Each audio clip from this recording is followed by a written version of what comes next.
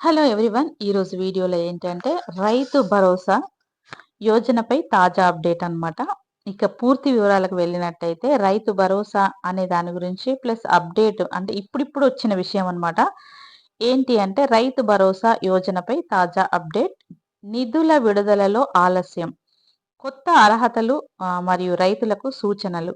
తెలంగాణ ప్రభుత్వం రైతుల ఆర్థిక స్థిరత్వాన్ని పెంచడానికి 2019లో ప్రారంభించిన రైతు భరోసా యోజన రాష్ట్రంలోని లక్షలాది మంది రైతులకు ఆసరాగా నిలుస్తోంది.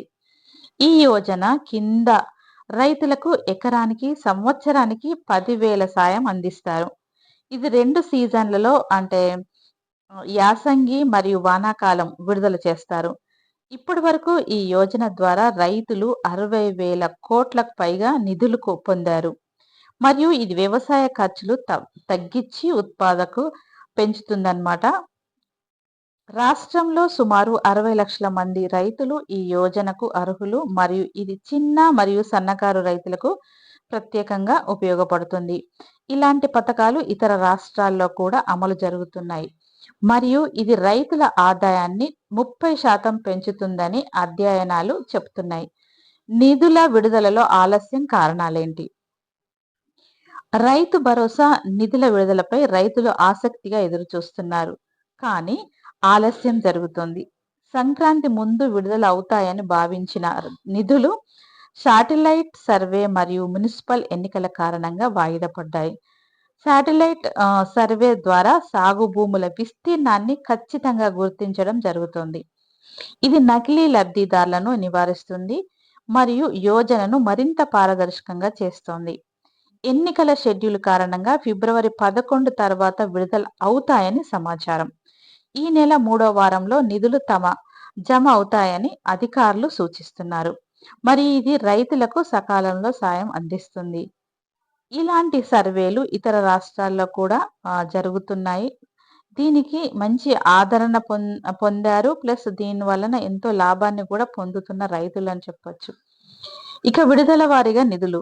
ప్రభుత్వం నిబంధనలు విడుదల వారీగా విడుదల చేయాలని నిర్ణయించింది.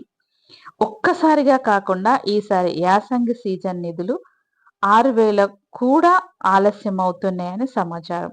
కానీ సర్వే పూర్తి తర్వాత వేగంగా జరుగుతాయి. ఇంకొకటి ఏంటి అనంటే రైతులు తమ భూమి వివరాలు అప్డేట్ చేసుకుంటే సకాలంలో నిధులు లభిస్తాయి మరియు ఇది యోజన పారదర్శకతను పెంచుతుంది. కొన్ని అర్హత నిబంధనలు ఏంటి అంటే రైతు భరోసా యోజనలో కొత్త అర్హతలు అమలు జరుగుతున్నాయి. సాగు భూములకు మాత్రమే సాయం వర్తిస్తుంది. శాటిలైట్ సర్వే ద్వారా వాస్తవ సాగు భూములను గుర్తించి అర్హులను నిర్ధారిస్తారు. ఇది నకిలీ లబ్ధిదారులను తొలగిస్తుంది మరియు యోజనను మరింత సమర్థవంతం చేస్తుంది. కొంతమంది రైతులు ఈ మార్పుల వల్ల పథకం నుంచి తప్పవచ్చు, కానీ ఇది సరైన లబ్ధిదారులకు మరిన్ని లాభాలు చేకూరుస్తుంది. ఇలాంటి నిబంధనలు ఇతర రాజ్యాల్లో రైతు సాయం పథకాలలో కూడా అమలు జరుగుతున్నాయి మరియు ఇది ప్రభుత్వ నిధులను సమర్థవంతంగా వినియోగించుకోవడానికి సహాయపడుతుంది. ఇక రైతులకు ముఖ్య సూచనలు ఏంటి అంటే భూమి రికార్డులు అప్డేట్ చేసుకోండి మరియు సాగు వివరాలు నమోదు చేయండి. ఆధార్ మరియు బ్యాంకు ఖాతా లింక్ అయిందో లేదో చెక్ చేసుకోండి. ప్రభుత్వ అధికారిక ప్రకటనలు మరియు వెబ్సైట్లు గమనించండి. సర్వేలో భూమి వివరాలు సరిగ్గా ఉండేలా చూసుకోండి. ఇవి అన్నమాట. ఇవి తప్పకుండా మీరు ఈ రైతు భరోసాకు పెట్టుకున్న వాళ్ళు ఇంకా ముందు పెట్టుకునే వాళ్లకు ఈ 4 సూచనలనే చెప్పచ్చు. ఇవి తప్పకుండా విని ఇవి కరెక్షన్ చేసుకుంటే ఇప్పుడు మనకొచ్చే 11th రోజున వచ్చే డబ్బులు, ఎందుకంటే ఈ మున్సిపల్ ఎలక్షన్స్ కారణంగా లేట్ అయింది, లేకపోతే అస్సలు లేట్ అయ్యేది కాదు. 11th తర్వాత అంటే 11th రోజు రిలీజ్ చేస్తాం, మీ బ్యాంకులో జమ అవుతాయి అన్నమాట.